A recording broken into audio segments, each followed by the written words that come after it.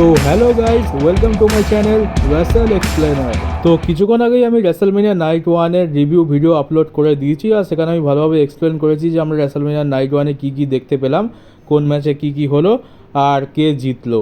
আর সেখানে আমরা রক আর রোমান রেন্সের ম্যাচ হয়েছে, সেখানে সেথ রলিন্স আর কোডি রোডসের এগেনস্টে রোমান আর রক ম্যাচ লড়েছে, ট্যাগ টিম ম্যাচ। তো সেই ম্যাচে অনেক কিছু হয়েছে, তো সেইটা তোমরা ভিডিওটা দেখলেই জানতে পারবে। তো যারা এখনও দেখোনি তারা আমার চ্যানেলে গিয়ে চেক আউট করলে ভিডিওটা পেয়ে যাবে। তো দেরি না করে ভিডিওটা দেখে নাও। তো চলো এবার শুরু করা যাক আজকের নিউজ ভিডিও। তো যেমনটা আমরা জানি যে লোগান পলের যে প্রাইম ড্রিঙ্ক রয়েছে সেটা হচ্ছে রেসেলমেনিয়ার রিংয়ের স্পন্সার, আর রেসেলমেনিয়ার পর থেকে যে কটা প্রিমিয়াম লাইভ ইভেন্ট হবে সব কটারই স্পন্সার হবে এই প্রাইম ড্রিঙ্ক। তো ডাব্লিউডাব্লিউ রিংয়ের পর কোডি রোডস হয়ে গেছে প্রথম রেসলার যাকে লোগান পলের এই প্রাইম ড্রিঙ্ক স্পন্সার করছে। তো তোমরা দেখতে পাচ্ছ এখানে কোডি রোডসের হাতে প্রাইম ড্রিঙ্কের একটা কাস্টম বোতল রয়েছে, আর যেটা কোডি রোডসের ওপরই বানানো হয়েছে। এখানে কোডি রোডসের আমেরিকান নাইটমেয়ারের লোগো লাগানো আছে, আর বোতলটা দেখলেই বোঝা যাচ্ছে যে এটা কোডি রোডসের জন্যই কাস্টমভাবে বানানো হয়েছে। তো কোডি রোডসের জন্য এটা খুবই বড় ব্যাপার যে ডাব্লিউডাব্লিউর প্রথম রেসলার হিসাবে তাকে চুজ করেছে প্রাইম ড্রিঙ্ক। এবার দেখা যাক যে ভবিষ্যতে এই প্রাইম ড্রিঙ্ক আর ডাব্লিউডাব্লিউ কোন কোন রেসলারকে স্পন্সার করে। কোডি রোডসকে তো স্পন্সার করে দিয়েছে, তো এটা খুবই ভালো বিষয়। আসা যাক পরের নিউজে। তো রেসেলমেনিয়ার আগে যে মিট অ্যান্ড গ্রিট ইভেন্টটা হয়, যেটা ডাব্লিউডাব্লিউ রেসেলমেনিয়া ওয়ার্ল্ড নামে প্রমোট করছে, তো সেই ইভেন্টে ড্রু ম্যাকিন্টায়ার এসেছিল। আর ড্রু ম্যাকিন্টায়ার এখানে বলে যে সে যদি রেসেলমেনিয়া নাইট টুতে সেথ রলিন্সকে ওয়ার্ল্ড হেভিওয়েট চ্যাম্পিয়নশিপের জন্য হারাতে না পারে তাহলে সে ডাব্লিউডাব্লিউ ছেড়ে চলে যাবে। তো হচ্ছেটা কি, রোমান বলছে রোমান যদি হেরে যায় সে চলে যাবে, কোডি বলছে যদি সে হেরে যায় তাহলে সে রিটায়ার হয়ে গিয়ে কমেন্ট্রি করবে, আর এখন ড্রু ম্যাকিন্টায়ার বলছে যদি সে জিততে না পারে তাহলে সে ডাব্লিউডাব্লিউ ছেড়ে চলে যাবে। তো সবাই চলে যাবে, তাহলে থাকবেটাকে?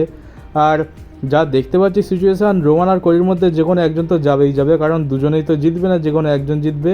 হয় কোডি রোডস কমেন্ট্রি করবে, না রোমান জাস্ট ডাব্লিউডাব্লিউ ছেড়ে যাবে। এটা তো হয়ে গেল। আর এখন যদি বাই চান্স ড্রু ম্যাকিন্টায়ার হেরে যায় তো সে তো বলেই দিয়েছে যে সে ডাব্লিউডাব্লিউ ছেড়ে চলে যাবে। আর এটা সে ডাব্লিউডাব্লিউর মানে ডাব্লিউডাব্লিউ নিজের একটা ইভেন্টেই বলেছে, এমন নয় যে বাইরের কোনো ইন্টারভিউ থেকে আমরা জানতে পেরেছি। ডাব্লিউডাব্লিউ শোতেই ড্রু ম্যাকিন্টায়ার এই কথাটা বলেছে। তো সবাই ছেড়ে চলে যাওয়ার কথা বলছে, তো দেখা যাক এখন কে ছেড়ে চলে যায় আর কার কথার দাম কত বেশি। তো সেটা তো কালকেরই জানতে পারবো যে ড্রু ম্যাকিন্টায়ারকে ছেড়ে যেতে হবে কি না, কারণ কালকে যদি জিতে যায় তাহলে তো ছেড়ে যেতে হবে না, যদি হেরে যায় তাহলে দেখার বিষয় যেটাই যে কি করে। তো দেখা যাক এখন ড্রু ম্যাকিন্টায়ারের সাথে কি হয়। তো এবার আসা যাক এর পরের একটা নিউজে। নিউজ বলবো না, এটা একটা স্পেকুলেশন বলতে পারো, কারণ আজকে রেসেলমেনিয়া দেখে যা বুঝলাম তার থেকে তো এই কথাটা মাথায় সবার আগে আসবে। তো কথাটা কি আগে সেটা তো বলে দিই। তো ব্যাপারটা হচ্ছে যে আমরা দেখলাম আজকে রেসেলমেনিয়াতে যে রক তার ক্ষমতার অপব্যবহার করছে, আর রক যেহেতু কোম্পানির বস তাই সে যা নয় তাই করছে। আমরা দেখলাম যে রেফারি আজকে কাউন্ট আউট করছিল, তাই রেফারিকে সে হুমকি দিল যদি সে কাউন্ট আউট বন্ধ না করে রকের অর্ডারে তাহলে রেফারিকে কোম্পানি থেকে তাড়িয়ে দেওয়া হবে, কারণ রক তো হচ্ছে কোম্পানির বস। এছাড়া আমরা দেখলাম যে সেথ রলিন্সকে রেফারির সামনেই লো ব্লো মারলো, কিন্তু রেফারি কিছু করতে পারবে না, কারণ রেফারি যদি কিছু বলে তো রেফারির চাকরি চলে যাবে।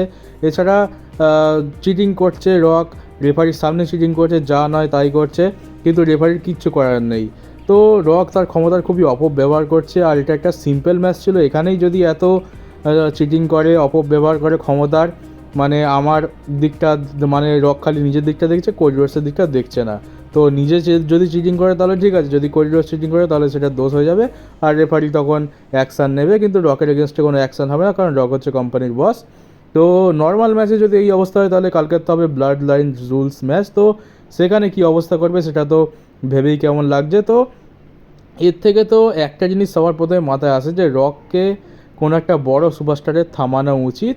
আর যেমনটা আমরা শুনছিলাম যে স্টোন কোল্ড আসতে পারে, জন সিনা আসতে পারে, আবার কোথাও কোথাও তো আমরা এমন টিজ পাচ্ছি যে ব্রক লেসনারও আসতে পারে। তো আজকের তো রকের হাল দেখে তো এইটা তো পুরোপুরি পরিষ্কার যে রককে থামানোর জন্য কাউকে না কাউকে আসতেই হবে, কারণ যদি কোডি রোডসকে স্টোরি ফিনিশ করতে হয় তো রককে থামানোর জন্য কাউকে না কাউকে আসতেই হবে, আর সেটা কোনো বড় সুপারস্টার হতে হবে। সেথ রলিন্স, জে উসো এদেরকে দিয়ে হবে না, সেটা আমরা আজও দেখে নিলাম। তো কোডি রোডসে হেল্প করার জন্য একটা বড় সুপারস্টারকে লাগবে, আর যদি সেটা রকের সব থেকে বড় rival Stone Cold Steve Austin হয় সেটা তো আর কথাই নেই। তবে জন সিনা আসতে পারে, এটার চান্স স্টোন কোল্ডের থেকেও বেশি আছে।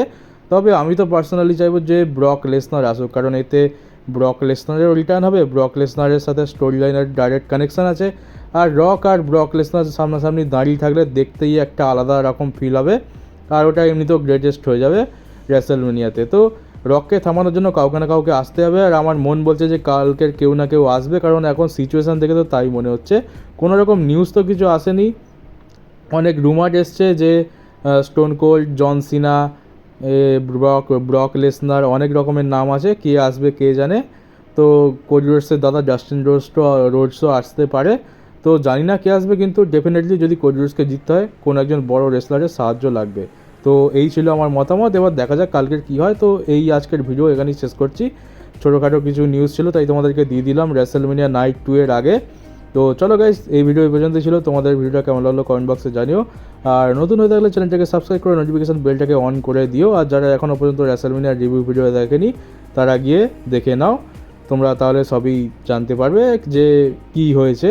তো আর বেশি কিছু বললাম না, তো চলো দেখা হচ্ছে রেসেলমেনিয়া নাইট 2 এর রিভিউ ভিডিও নিয়ে।